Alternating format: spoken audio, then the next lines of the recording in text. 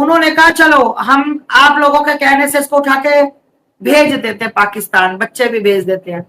अगर इसकी जांच एजेंसियों में ये गलत निकली तो क्या पाकिस्तान इसको सजा देने जाएंगे?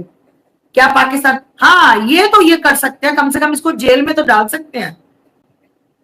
ये तो सरकार कर ही सकती थी, इसको जेल में डाल सकती, जेल में बैठी रहे, उसके बाद इसका करते अच्छे से काम। तो कहीं ना कहीं जाकर ये चीजें, मैं ये तो नहीं कहूंगी कि मेरी सरकार, मुझे पूरा अपने संविधान पर भरोसा है, मुझे भारत सरकार पर भरोसा है। देर आए पर दुरुस्त आए, आएंगे। सवाल असल में ये पैदा होता है ना, देखिए पाकिस्तानी मीडिया में अगर किसी से मुतालिक न्यूज चलती हैं, पहले नंबर पर मोदी जी से मुतालिक, दूसरे नंबर से अगर कोई चलती हैं खबरें तो वो योगी जी की खबरें चलती हैं। वो किस तनाजुर में चलती हैं वो इंडियन तमाम तकरीबन जानते हैं। तो मैं कहता हूं कि योगी जी अगर ये सब कुछ कर सकते हैं जो पहले से वो करते आ रहे हैं, तो फिर सीमा से मुतालिक इतनी नरम दिली, नरम गोशा क्यों रखा हो गया है? मतलब ऐसा क्यों है कि वो पुलिस के ऊपर सख्ती क्यों नहीं करते? देखें, अपनी स्टेट की, अपने देश की हिफाजत से पहले कोई और चीज नहीं हो सकती, कोई भी नहीं हो सकती। लाखों करोड़ों लोग कुर्बान हो जाते हैं अपने देश, अपने स्टेट के नाम पर। सीमा से मुतालिक ऐसी क्या बात है जो आज तक मैं ये समझ नहीं पाया कि वहां पर खामोशी है? ऐसा कुछ नहीं है भैया, ऐसा कुछ नहीं है कि उनको दिख नहीं रहा या हो नहीं रहा। आपको एकदम से किसी दिन धमाका ही सुनाई देगा कि सीमा जा रही है। बस आपको यही खुशखबरी मिलेगी। ये बात नहीं है कि योगी जी देख नहीं रहे हैं, बट वही बात आ गई ना कि 4 बच्चों का मसला है ना, और दुनिया के सामने है मैं मर जाऊंगी, मुझे मार देंगे, मुझे कर देंगे, मुझे रख लो, मुझे कर लो, मिन्नत। ये हमारे देश में बहुत बड़ी, चलो अच्छी बात है कि भारत में आके भी कोई मांगता है, कोई पाकिस्तान से आकर भीख मांग रहा है, क्या झोली फैलाइए, दे दो योगी जी, मोदी जी, दे दो जी भीख। भिखारन को भीख तो नहीं देंगे। एक मिनट, हाँ बेटा मैं लाइव हूँ, करती हूँ बच्चे, ठीक।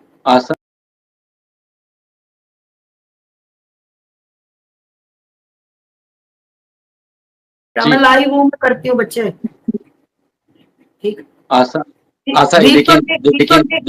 भीख तो इसको नहीं मिलेगी।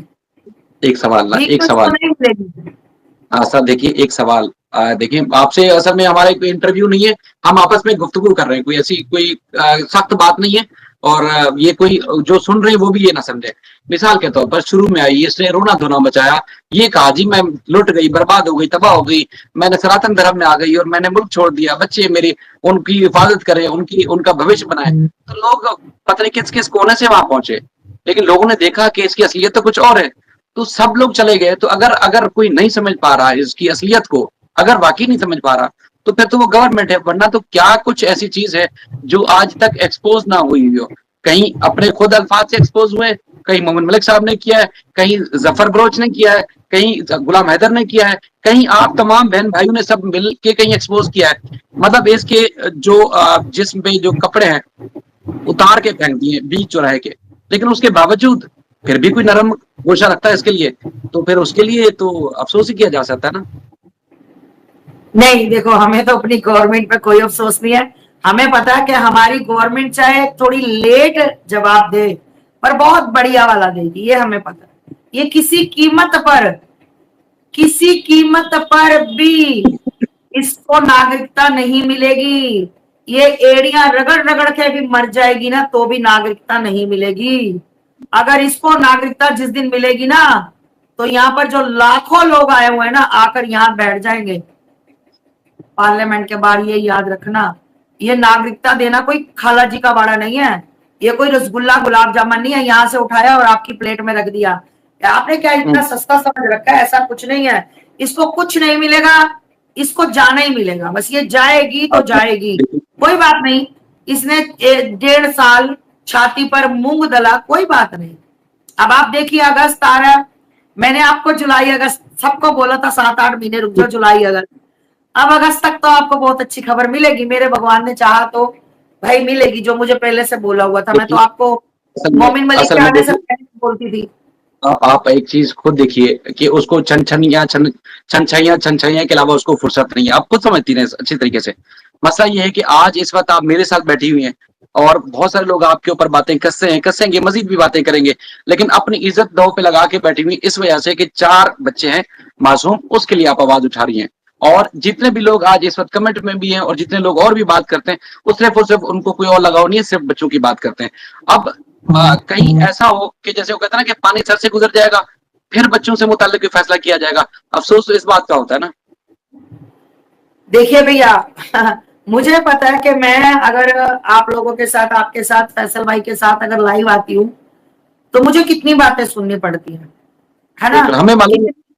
कितनी बकवास लोग करते हैं, मुझे उससे कोई फर्क नहीं पड़ता। मेरे शेर जिंदाबाद, ठीक, क्रिया की प्रतिक्रिया देते हैं, क्योंकि मैं किसी को गलत नहीं बोलती भाई, मेरी मर्जी। मैं पाकिस्तान के चैनल पे जाऊं, मेरा जो मकसद है मुझे उसमें कामयाब होना है। मैं किसी के भी चैनल पर जाकर बैठूं, मेरा मकसद एक है, सीमा भगाओ देश बचाओ, देश बचाओ सीमा भगाओ।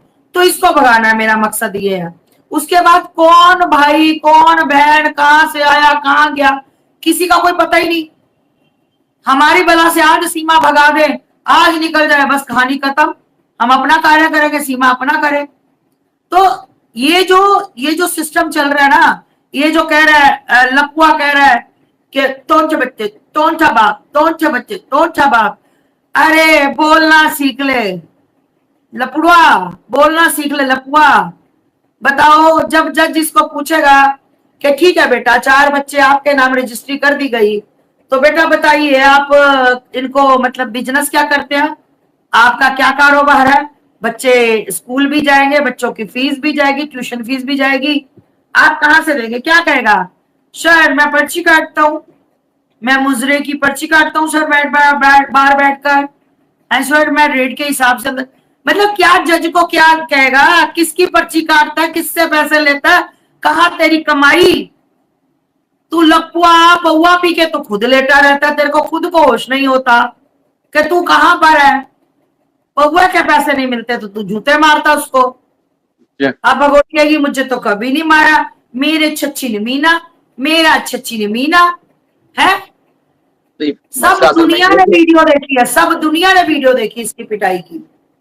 ऐसा आपको देखिए, अब जो जिस तरह उनकी अपीयरेंस है वो मीडिया पर आते हैं, उससे ये तासुर जाता है, उसको ठर्रे के पैसे भी मिल रहे हैं, उसको पवे के भी पैसे मिल रहे हैं, उसको गांजे के भी पैसे मिल रहे हैं, उसको हर ब्रांड के पैसे टाइम पे मिल रहे हैं। इसलिए ऐसा नहीं है कि अब उसको मारपीट हो रही हो, अब बल्कि बाकायदगी से वो तासुर देता है। जी मैं जीजा जी, मैं पाकिस्तानी का जीजा, मैं ये वो, अब वो उसको तासुर देता है वो लोगों को आके। ये तो आप जानती है ना, उसको ठर्रा वरा ये सब टाइम पे मिल रहा है। अब मसला नहीं है, पिटाई तो तब होती थी, वो नलके की डंडा और हत्थी जो तब लगती थी उसको, जब ठर्रे के पैसे नहीं मिलते थे। मसला ये था।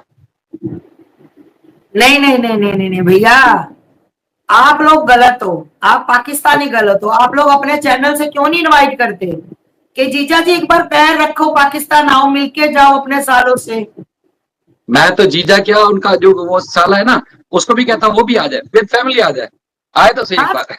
हाँ तो आप इनवाइट करो ना कि प्लीज आओ, सीमा को लेकर पग फेरा डालो, एक बार आओ, मुलाकात करो।